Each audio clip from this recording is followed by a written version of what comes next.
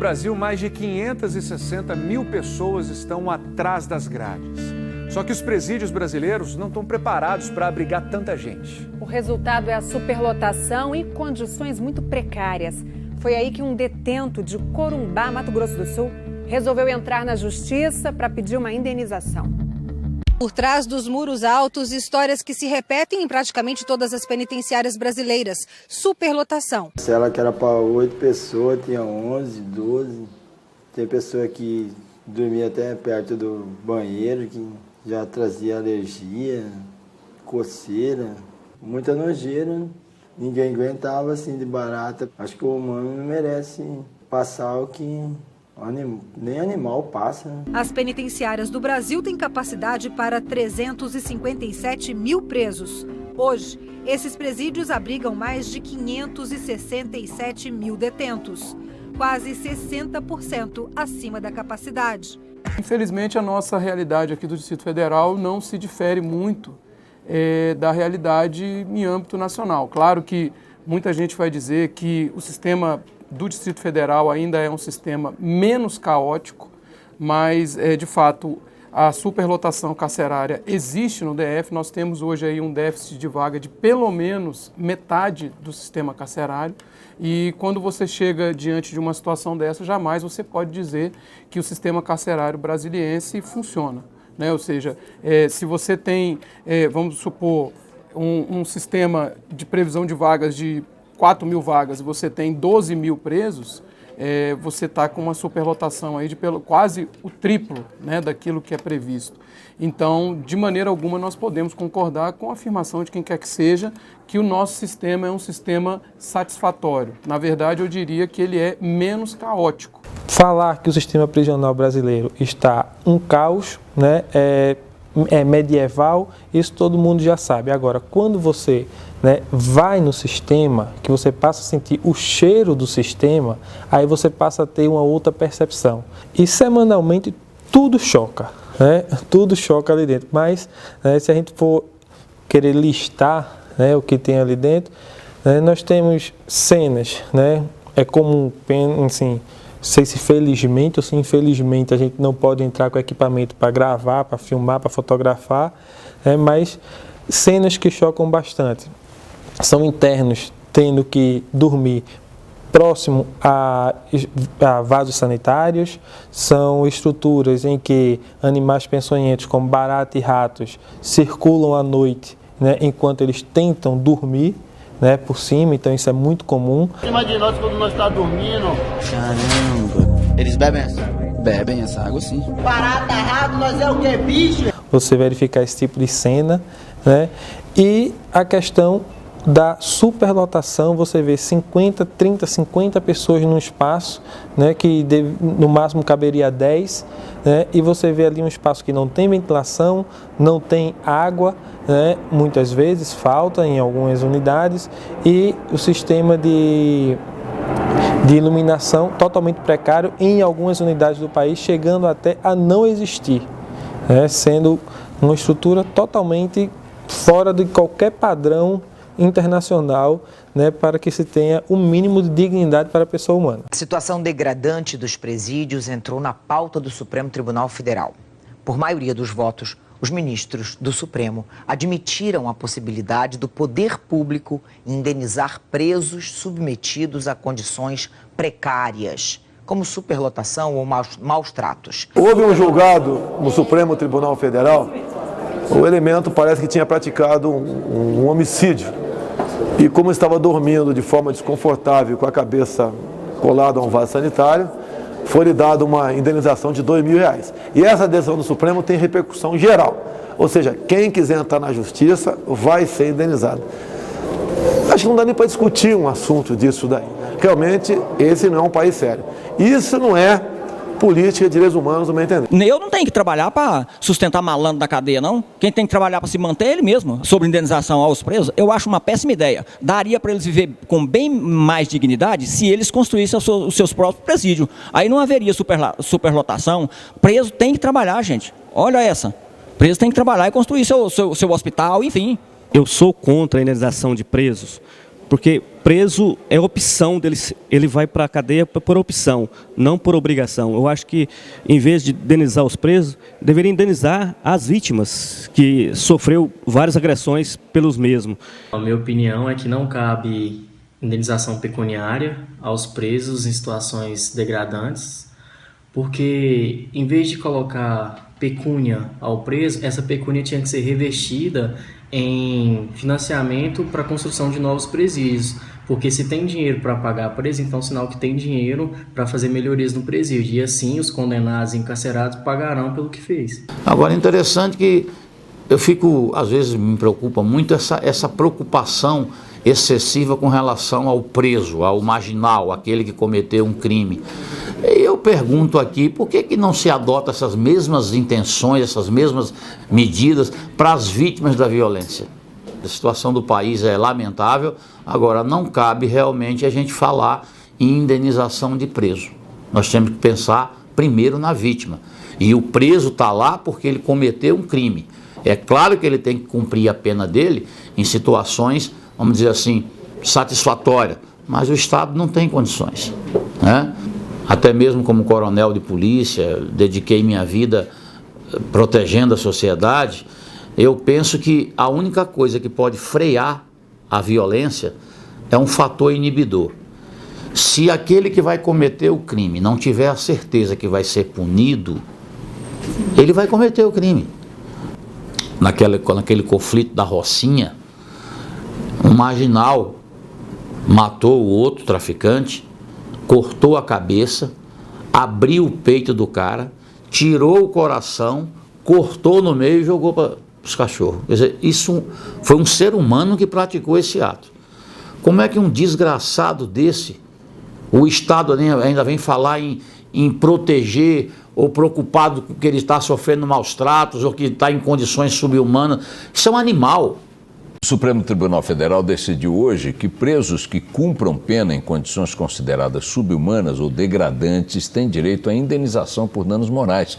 O caso analisado pelo STF foi de um ex-detento do Mato Grosso do Sul condenado por latrocínio, que alegou superlotação e péssimas condições da penitenciária em que esteve preso. Foi fixada uma indenização de pouco mais de R$2.000. O entendimento do Supremo vale para todas as instâncias judiciais. É importante chamar atenção para o fato de que o Brasil tem cerca de 700 mil internos no sistema prisional e a maioria avassaladora em condições que podem ser consideradas degradantes. Quando se fala em responsabilidade civil, em qualquer campo, a responsabilidade civil, então, ela impõe uma reparação de danos todas as vezes que alguém causar um dano injusto a outra pessoa. E não só na esfera privada. A responsabilidade civil, atualmente, ela envolve qualquer um de nós, qualquer pessoa, assim como envolve também o Estado. O Estado, aliás, é o maior agente provocador de danos que existe no planeta, em razão das várias atividades que ele exerce.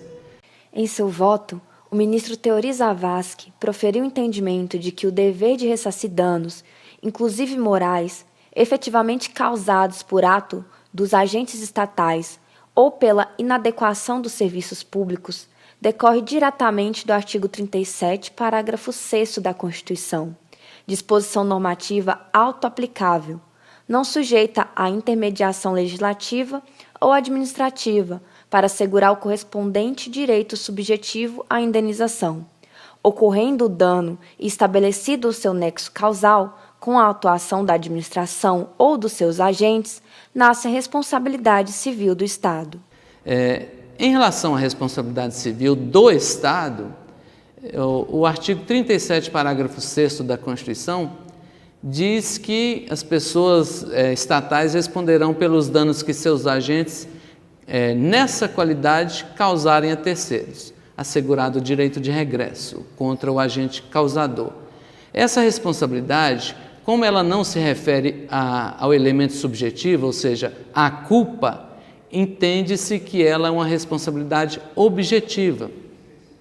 Eu entendo que você pode ter várias formas de tentar suavizar esse dano. Vejam que eu falo suavizar porque todo dano é difícil de ser reparado, né? E o dano que viola um direito humano, né, a dignidade, né, um dano que viola dispositivos claros da Constituição, que prevêem, né, no mínimo, a dignidade ao preso, o respeito à integridade física do preso, o respeito como pessoa humana, por exemplo, eu entendo que esse dano, ainda que venha a ser tentado, né, alguma forma de indenização, esse dano, na maior parte das vezes, ele é um dano irreparável. Do jeito que eles tratam nós aqui, humilhando nós aqui, como é que quer que a gente saia bom daqui? Nós sair daqui é pior, tem muitos aí, ó, que não se reabilitam na rua por causa disso, né? Porque aqui nós somos humilhados, tratados igual cachorro. Mas aquela pessoa que praticou um crime, ela não deixou de ser uma pessoa. Ainda que a gente sustente, olha, ela realmente é um criminoso de alta periculosidade, nós precisamos dar mínimas condições para que ela venha cumprir a pena dela. E, na verdade, se nós analisarmos os presídios, do jeito que está hoje, a maioria não são presos de alta periculosidade, mas que com o sistema atual acabam se tornando, né, acabam ingressando, infelizmente, para a escola do crime. Então, quanto a essa questão do dano moral coletivo, é importante compreender que, dentre as penas previstas pelo nosso sistema constitucional e pelo sistema legal, não existe a previsão de nenhuma pena desumana, degradante, nenhuma pena que viole a dignidade da pessoa humana. A lei de execução penal ela é bastante explícita no sentido de afirmar que, pelo fato de que a pessoa se encontre em cumprimento da pena privativa de liberdade, não significa que ela possa ser privada dos outros direitos não abarcados pela privação da liberdade em si. Então, assim, é um problema sem solução imediata, porque falta vontade política, falta política pública para isso. Muitas vezes a gente ouve dizer, olha, mas a gente tem que tratar bem primeiro quem está aqui fora, porque quem está preso cometeu o crime porque quis. Eu particularmente discordo disso, porque eu vejo que são políticas diferentes e não consigo concluir de maneira simplista que a pessoa cometeu o crime porque quis. A política pública para o sistema carcerário ela deve existir sem prejuízo de uma política pública de educação, sem prejuízo de uma política pública de saúde, porque são coisas totalmente distintas. Porque o Estado, a partir do momento que ele passa a ter a responsabilidade, né, ele tem que arcar com aquelas pessoas que estão ali. Não digo o arcar financeiro, mas o arcar como pessoa humana e como projeto de ressocialização. Mas não é menos certo também que essas formas de violação, elas infelizmente têm encontrado uma pouca efetividade prática. Então, sem dúvida alguma, talvez no momento em que toda a sociedade, todo o corpo social seja obrigado, por força de decisão judicial, de uma maneira efetiva, a arcar com o custeio, o reparo daquela situação, talvez seja uma maneira efetiva de conscientizar aquelas pessoas da necessidade de aparelhar o sistema penitenciário.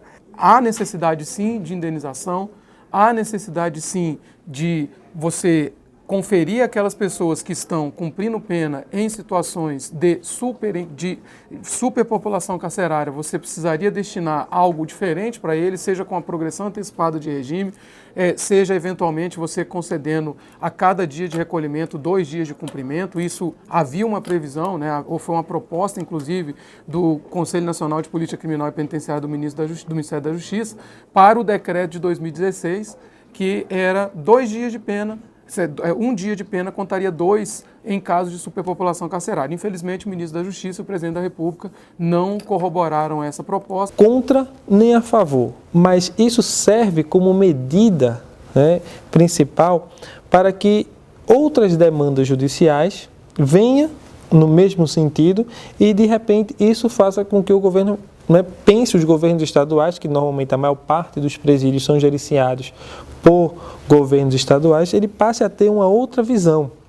E aí, o custo que ele está tendo que pagar indenizações, né, ele passe a investir no sistema penitenciário. Né? O custo, né, dessas indenizações, aparentemente nessa primeira decisão, nesse precedente aí baixo, R$2.000, né, se a gente for levar em consideração ao que se vive lá dentro, né, mas é um primeiro passo para uma retomada de um sistema prisional que ressocialize. Né, que esse sistema prisional voltado a partir de uma justiça punitiva, que é a nossa, que é a justiça distributiva, não vai resolver. Nós temos que começar a pensar, né, numa outra forma de lidar com o sistema prisional, e dentre essas outras formas eu acredito que o Poder Judiciário ele pode começar a trabalhar um pouco mais em cima da justiça restaurativa. E aí sim, não vai ser preciso indenização, não vai ser preciso grandes gastos com segurança pública, não vai ser preciso grandes gastos com a própria estrutura do sistema prisional.